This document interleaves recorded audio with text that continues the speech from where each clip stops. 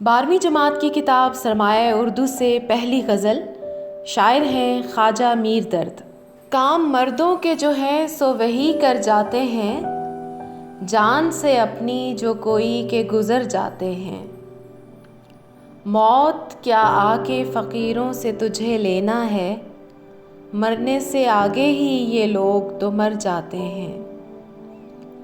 दीद व दीद जो हो जाए गनीमत समझो, जूं शरर वरना हम अहले नज़र जाते हैं। बेहुनर दुश्मनी अहले हुनर से आकर, मुँह पे चढ़ते तो हैं पर जी से उतर जाते हैं।